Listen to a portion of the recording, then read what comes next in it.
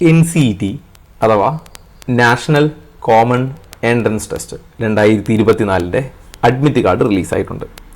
അതായത് 4 വർഷത്തെ integrated teacher education പ്രോഗ്രാമിൻ്റെ എൻട്രൻസ് എക്സാമാണ്.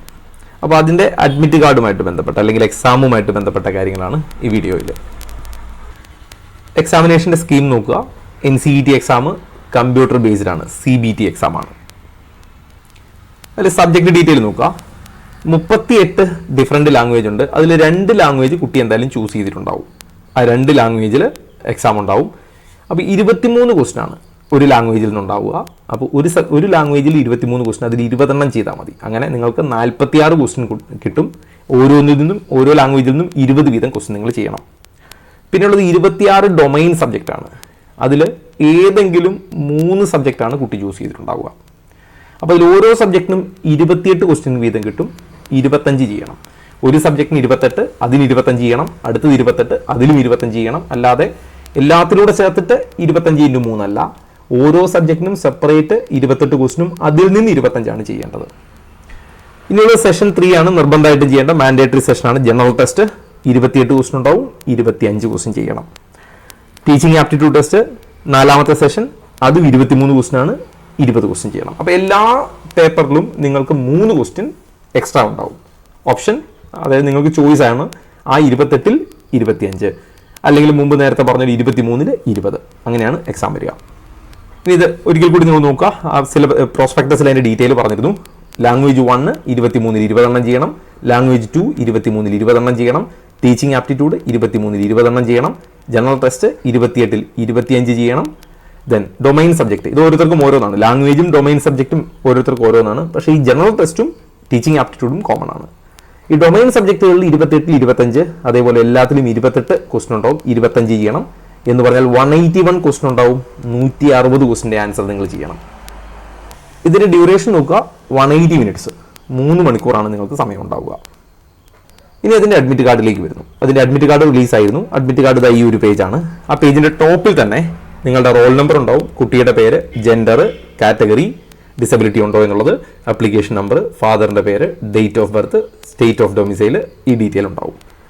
ഇവിടെ കാൻഡിഡേറ്റിൻ്റെ സിഗ്നേച്ചർ ഉണ്ട്. അന്ന് നിങ്ങൾ സൈൻ ചെയ്ത ആ ഇമേജ് ഉണ്ടാവും. ഇവിടെ നിങ്ങളുടെ ഫോട്ടോഗ്രാഫും ഉണ്ടാവും. അതിൻ്റെ താഴെ ടെസ്റ്റ് ഡീറ്റെയിൽ ഉണ്ടാവും. ടെസ്റ്റ് ഡീറ്റെയിൽ നോക്കുക. ഈ കുട്ടി അറ്റൻഡ് ചെയ്യുന്ന പേപ്പറുകൾ നോക്കുക. ഇംഗ്ലീഷ് ഉണ്ട്, മലയാളം ഉണ്ട്, മാത്സ് ഉണ്ട്, അതേപോലെ കെമിസ്ട്രി ഉണ്ട്, ഫിസിക്സ് ഉണ്ട്, ജനറൽ ടെസ്റ്റ് ഉണ്ട്, ടീച്ചിങ് ആപ്റ്റിറ്റ്യൂഡ്. നേരത്തെ നമ്മൾ പറഞ്ഞു 2 ലാംഗ്വേജ്, 3 ഡൊമൈൻ സബ്ജക്റ്റ്, ഒരു ജനറൽ ടെസ്റ്റ്, ഒരു ടീച്ചിങ് ആപ്റ്റിറ്റ്യൂഡ്. ഇത്രയാണ് ചൂസ് ചെയ്തിരിക്കുന്നത്. എക്സാം എന്നാണെന്ന് നോക്കുക. ജൂൺ 12-ാം തീയതിയാണ്. ഏത് ഷിഫ്റ്റാണെന്ന് നോക്കുക. ഷിഫ്റ്റ് 2, 2ാമത്തെ ഷിഫ്റ്റാണ്. അതിന് നിങ്ങൾ റിപ്പോർട്ട് ചെയ്യേണ്ട സമയം എപ്പോഴാണ്? 12 മണിക്ക്.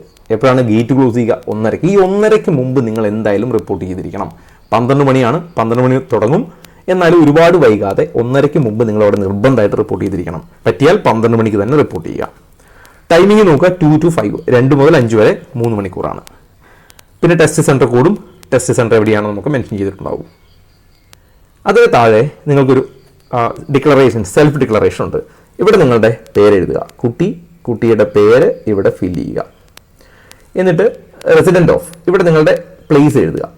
എവിടുന്നാണ് നിങ്ങൾ വരുന്നത് എന്നുള്ള പ്ലേസ് മെൻഷൻ ചെയ്യുക. ഓക്കെ. എന്നിട്ട് ഇവിടെ നിങ്ങളൊരു ഫോട്ടോ പേസ്റ്റ് ചെയ്യണം. ഏത് ഫോട്ടോ ആണ്? ഈ അഡ്മിറ്റ് കാർഡിൻ്റെ മേലെ ഒരു ഫോട്ടോ ഉണ്ട്. ആ ഫോട്ടോ അതേപോലത്തെ ഒരു കോപ്പി നിങ്ങളുടെ കയ്യിൽ ഇപ്പോഴും ഉണ്ടാവുമല്ലോ. ആ ഫോട്ടോ ആണ് ഇവിടെ പേസ്റ്റ് ചെയ്യേണ്ടത്. അപ്പം മുമ്പത്തെ ഇതിൽ ഡേറ്റ് ഉണ്ട്, ഇതിൽ ഡേറ്റ് അത് സ്ഥിരമായി ചോദിക്കുന്നതാണ്. നിങ്ങൾ ഇതിൽ ഡേറ്റ് അല്ലെങ്കിൽ പ്ലേസ് ഇതൊന്നും നിർബന്ധമൊന്നുമില്ല. ഫോട്ടോ സെയിം ആയിരിക്കണം. ഇവിടെ കുട്ടിയുടെ ലെഫ്റ്റ് ഹാൻഡ് തമ്പ് ഇംപ്രഷൻ എടുക്കണം. ഇത് രണ്ടും നിങ്ങൾ വീട്ടിൽ നിന്ന് ചെയ്തിട്ട് പോകണം. കുട്ടിയുടെ ഫോട്ടോ ഒട്ടിക്കണം, ലെഫ്റ്റ് ഹാൻഡ് തമ്പ് ഇംപ്രഷൻ എടുക്കണം. ഇവിടെ നിങ്ങൾ ചെയ്യേണ്ട സൈൻ നിങ്ങൾ ചെയ്യരുത്. ഇൻവിജിലേറ്ററിൻ്റെ പ്രസൻസിൽ മാത്രമേ ചെയ്യാവൂ. അപ്പോൾ ഈ പ്ലേസ് നിങ്ങൾ ഒഴിച്ചിടുക, ഒന്നും ചെയ്യരുത്. ബാക്കി രണ്ടും ഫില്ല് ചെയ്തിട്ട് പോവുക. ഇനി അടുത്ത പേജിൽ ഇൻസ്ട്രക്ഷൻസ് ആണ്. ഇൻസ്ട്രക്ഷൻ പ്രത്യേകിച്ച് ഇതിൽ അഡീഷണൽ ഇൻസ്ട്രക്ഷൻസ് ഒന്നുമില്ല. ഗേറ്റ് ക്ലോസിങ് കഴിഞ്ഞാൽ കയറ്റി വിടില്ല, എക്സാം കഴിയാണ്ട് പുറത്തു വിടില്ല. ഇങ്ങനെയുള്ള സാധാരണ എല്ലാ എക്സാമിനുമുള്ള അതേ ഇൻസ്ട്രക്ഷൻസ് ആണ്. അഡീഷണൽ ഒന്നുമില്ല. ഇനി മെയിനായിട്ട് ശ്രദ്ധിക്കേണ്ടത് നിങ്ങൾ എന്തൊക്കെ പെർമിറ്റ് ചെയ്യും? പേഴ്സണൽ ട്രാൻസ്പെറൻറ്റ് വാട്ടർ ബോട്ടിലും പെന്നും പെർമിറ്റ് ചെയ്യും. ഒരു പേഴ്സണൽ നിങ്ങൾക്കൊരു വാട്ടർ ബോട്ടിൽ കൊണ്ടുപോകാം, ഒരു പെന്ന് കൊണ്ടുപോകാം. അഡീഷണൽ ഫോട്ടോഗ്രാഫ്, അതായത് അപ്ലിക്കേഷൻ ഫോമിൽ ഒട്ടിച്ചിരിക്കുന്ന additional photograph to be pasted on attention sheet. അതായത് additional photograph same as upload. Application ഫോമിൽ എന്താണോ കൊടുത്തിരുന്നത് ആ അഡീഷണൽ പാസ്പോർട്ട് സൈസ് ഫോട്ടോ നിങ്ങൾ എന്ത് ചെയ്യണം, അറ്റൻഡൻസ് ഷീറ്റിൽ പേസ്റ്റ് ചെയ്തിട്ടുണ്ടാവണം. ഓക്കെ, വേറെ കൊണ്ടുപോവുകയല്ല, പേസ്റ്റ് ചെയ്തിട്ടുണ്ടാവണം. ഇവിടെ പറഞ്ഞിരിക്കുന്ന ഈ ഒരു സാധനം എല്ലാവർക്കും സംശയമുണ്ട്. പെർ ഷിഫ്റ്റ് ഒരെണ്ണം, ഒരു ഫോട്ടോ ഒരു ഷിഫ്റ്റിന്. ഇപ്പൊ ഈ കാണിച്ചിരിക്കുന്ന അഡ്മിറ്റ് കാർഡിൽ ഒരു ഷിഫ്റ്റേ ഉള്ളൂ, അതുകൊണ്ട് ആ ഒരു ഷിഫ്റ്റേ ഉള്ളൂ. ആ ഒരു അഡ്മിറ്റ് കാർഡ് നിങ്ങൾക്കുള്ളൂവെങ്കിൽ ആ ഒരു ഫോട്ടോ ഒട്ടിച്ചാൽ മതി. ഒന്നിലധികം അഡ്മിറ്റ് കാർഡ് ഉണ്ടെങ്കിൽ മാത്രമേ നമ്മൾ അതിനെക്കുറിച്ച് ചിന്തിക്കേണ്ടതുള്ളൂ. ഓക്കെ, ഇനി അതേപോലെ തന്നെ ഈ അണ്ടർടേക്കിംഗ് ഫില്ല് ചെയ്യണം. അത് ഞാൻ നേരത്തെ പറഞ്ഞു, നിങ്ങളുടെ പേരും പ്ലേസും ഒക്കെ ഇടുന്ന കേസ് അതും ചെയ്യണം. ഇനി ഇതിൻ്റെ കൂടെ ഒരു വാലിഡ് ID പ്രൂഫ് ഉണ്ടാവണം. ഏത് ID പ്രൂഫ് ആണെന്ന് ചോദിച്ചാൽ, നമ്മൾ നേരത്തെ സാധാരണ എല്ലാ എക്സാമിനും പറയുന്ന പോലെ പാൻ കാർഡ് ഉപയോഗിക്കാം, ഡ്രൈവിംഗ് ലൈസൻസ് ഉപയോഗിക്കാം, വോട്ടേഴ്സ് ID ഉപയോഗിക്കാം, ആധാർ കാർഡ് ഉപയോഗിക്കാം. ഇതെല്ലാം ഫോട്ടോഗ്രാഫോട്, ആധാർ ആവാം, റേഷൻ കാർഡ് ആവാം, ആധാർ എൻറോൾമെന്റ് നമ്പർ വിത്ത് ഫോട്ടോ ആവാം. ഇങ്ങനെ ഏതും ഉപയോഗിക്കാം. വിത്ത് ഫോട്ടോഗ്രാഫ് ഉള്ളതായിരിക്കണമെന്ന് മാത്രം. ഇതിൻ്റെ ഒന്നും കോപ്പിയോ സ്കാൻഡ് ഇമേജോ അറ്റസ്റ്റഡ് ഫോട്ടോസ്റ്റാറ്റോ ഒന്നും പാടില്ല. ഒറിജിനൽ തന്നെ കൊണ്ടുപോകണം. ഒരിക്കൽ കൂടി ഓർമ്മിപ്പിച്ചിട്ടുണ്ട്, അഡ്മിറ്റ് കാർഡും ID പ്രൂഫും ഇല്ലാതെ ഒരാളെയും അതിനുള്ളിലേക്ക് കടത്തിവിട്ടില്ല. റൈറ്റ്. പിന്നെയുള്ളത് അഡീഷണൽ ഒരു എക്സ്പ്ലനേഷൻ എന്താണെന്ന് വെച്ച് കഴിഞ്ഞാൽ, നിങ്ങൾക്ക് റഫ് വർക്കിന് വേണ്ട ബ്ലാങ്ക് പേപ്പർ എക്സാം ഹോളിൽ തന്നെ തരും. ഓക്കെ, അതിൽ നിങ്ങളുടെ പേരും റോൾ നമ്പറും എഴുതുക. എന്നിട്ട് എക്സാം കഴിയുമ്പോൾ അത് ഇൻവിജിലേറ്റർക്ക് തിരിച്ചു കൊടുക്കാം. ഓക്കെ, അപ്പോൾ ഇത്രയേ ഉള്ളൂ അഡീഷണൽ, അല്ലെങ്കിൽ ഇതൊക്കെയാണ് അഡീഷണൽ. ബാക്കിയുള്ള കാര്യങ്ങളെല്ലാം തന്നെ ഈ പറഞ്ഞ പോലെയാണ്. എന്ന് പറഞ്ഞാൽ മാൽ പ്രാക്ടീസ് അല്ലെങ്കിൽ അങ്ങോട്ടും ഇങ്ങോട്ടും ചോദിക്കുക, അങ്ങനെയുള്ള കാര്യങ്ങളൊക്കെ ഉള്ളൂ.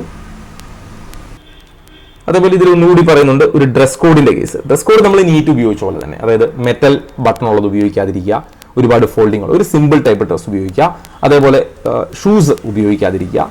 പിന്നെ നിങ്ങളുടെ മൊബൈൽ അല്ലെങ്കിൽ വാച്ച് ഇതൊന്നും പെർമിറ്റ് ചെയ്യില്ല. ഇങ്ങനെയുള്ള, അതായത് നീറ്റ് എഴുതിയ കുട്ടികളാണെങ്കിൽ ഓൾമോസ്റ്റ് നിങ്ങൾക്ക് മനസ്സിലാവും. ഇല്ലെങ്കിൽ നീറ്റ് എഴുതാത്തവർക്കാണെങ്കിൽ ഏകദേശം ഒരു ധാരണയുണ്ട് ഡ്രസ് കോഡിനെ കുറിച്ച്. എല്ലാ എക്സാമിനും ഇപ്പോൾ അങ്ങനെ തന്നെയാണ്. വാച്ച്, മൊബൈൽ, ഇങ്ങനെയുള്ള ഒരു ഡിവൈസസും ഉള്ളിലേക്ക് കടത്തിവിടില്ല. അതേപോലെ ഡ്രസ്സ് ഒരു സിമ്പിൾ ടൈപ്പ്, ഒരുപാട് ഫോൾഡിംഗ് ഉള്ള ഡ്രസ്സുകൾ, ലെയറുകളുള്ള ഡ്രസ്സുകൾ, മെറ്റൽ ബട്ടണുള്ള ഡ്രസ്സുകൾ, ഇതൊക്കെ അവോയ്ഡ് ചെയ്യാൻ ശ്രദ്ധിക്കുക. അപ്പോൾ എക്സാമുമായിട്ട് ബന്ധപ്പെട്ട മേജർ ഇൻസ്ട്രക്ഷൻസ് ഞാൻ ഓർമ്മിപ്പിച്ചിട്ടുണ്ട്. എക്സാം പാറ്റേൺ എങ്ങനെയാണെന്നും ഓർമ്മിപ്പിച്ചിട്ടുണ്ട്. ഇതിൽ എന്തെങ്കിലും ഡൗട്ട് നിങ്ങൾക്ക് ബാക്കിയുണ്ടെങ്കിൽ എൻ്റെ നമ്പറുണ്ട്, അതിലേക്ക് വാട്സപ്പ് ചെയ്താൽ മതിയാവും.